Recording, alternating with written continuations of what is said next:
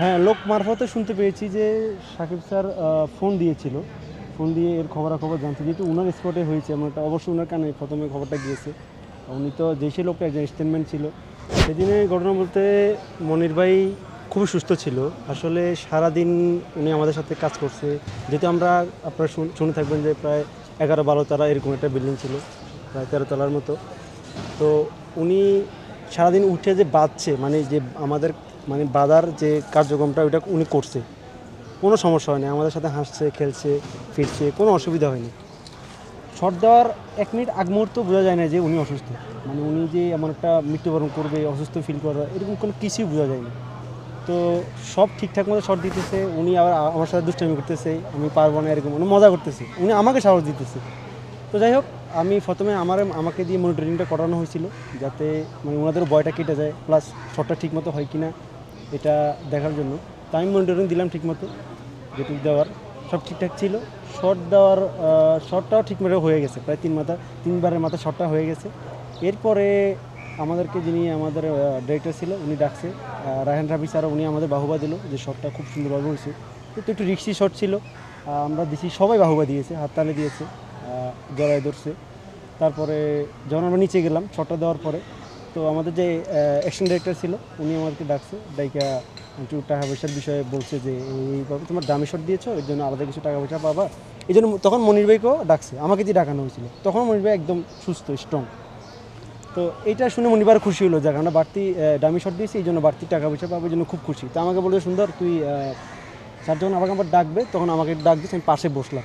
তো আমরা রোডের এই পারে বসা, উনি রোডের ওই পারে গিয়ে বসে আছে। তোর তার 10 মিনিটের মাথায় আমরা হোটেলে ব্যাক করব। আমরা আমাদের ডাইরেক্টর সাহেব সহ আমরা হোটেলে যাচ্ছিলাম। অন্য এক গাড়িতে দেখলাম যে আমাকে যে ডাইরেক্টর ছিল, নেপালি ভাই, ওনাকে একটু চটপট করে নিলাম। নেপালি ভাই, কী হলো বিষয়টা, আপনি এরকম দৌড়াদৌড়ি করতেছেন? মরির অসুস্থ হয়ে গেছে, ওনাকে হসপিটাল নিতে হবে। আমি বললাম যে আমরা ভাবতেই পারি না, কারণ সুস্থ তো, ওনাকে তো দেখে বুঝি না যে খারাপ কিছু হইতে পারে, কারণ উনি তো সরাসরি কোনো ব্যথা পায় নাই, কোনো পড়ে যায় নাই, কিছু না, একদম সুস্থ। তো আমি বললাম যে হইতেই পারে, হয়তো বুকে ব্যথা ট্যাথা হইতে পারে। তো উনি আবার নাকি, আমাদের এক সিনিয়র বড় ভাই ছিল কাদের ভাই, উনাকে আবার সকালবেলা বলছিল যে ভাই আমার বুকে একটু ব্যথা আছে, আমি ঢাকায় গিয়ে এটা একটু চেক আপ করাবো। তো বললো যে ঠিক আছে। তো যখনই শটটা দেওয়ার কথা ছিল, মূলত আসলে শটটা উনার দেওয়ার কথা ছিল না, দিয়েছিল আমাদের আরেক ভাই শঙ্কর নামের একটা ভাই আছে ফাইটার, উনাকে বলছিল। তো উনাকে যখন উনি ড্রেস পরতে গেছে, মনির ভাই কী করলো, উনাকে সরাই দিয়েছে। যেহেতু মনির ভাই উনি একটু সিনিয়র, মনির ভাই বলাতে উনি আর পরে না, যে বললো, মনির ভাই বললো যে আমি শটটা দিব, তোর দেওয়ার দরকার নেই। তো মনির ভাই শটটা দিল, সব ঠিকঠাক ছিল। তারপর হচ্ছে যখন আমরা শুনলাম যে উনি হসপিটালে যাচ্ছে, তো ওনাকে হসপিটালে নিয়ে গেল। আমরা হোটেলে যাচ্ছি, প্রায় অর্ধেক রাস্তা গেছি, 10 মিনিট দূরত্ব আমাদের স্পট ছিল ওখান থেকে।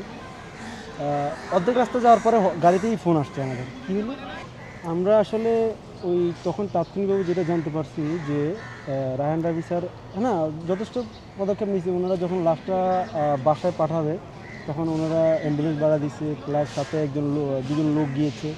পরবর্তীতে নাকি শুনলাম যে আরও দুজন লোক গিয়েছে। আবার রাফি স্যার যে একটা আশ্বাস দিয়েছে ওনার পরিবারের পাশে থাকার জন্য। আর আজকে তো আমাদের দেখতেছেন যে আমাদের একটা মিলাদ হচ্ছে ওনার নামে, ওনার পাশে আমাদের পুরো ফাইটার সমিতি আছে, আমাদের ফাইটার পরিবার ওনার পরিবারের পাশে আছে। দেখি হ্যাঁ, লোক মারফতে শুনতে পেয়েছি যে সাকিব স্যার ফোন দিয়েছিল। ফোন দিয়ে এর খবরাখবর জানতে, যেহেতু ওনার স্পটে হয়েছে এমন একটা, অবশ্যই ওনার কানে প্রথমে খবরটা গিয়েছে। উনি তো যেই লোকটা একজন স্টেটমেন্ট ছিল, তো পরীক্ষিত সৈনিক, উনি আসলে আমাদের পরীক্ষিত যোদ্ধা ছিল আমাদের ভাই। তো যাই হোক, উনি আসলে একজন স্টেটমেন্ট তো একদিনে হয় না, তিলে তিলে গড়ে ওঠে।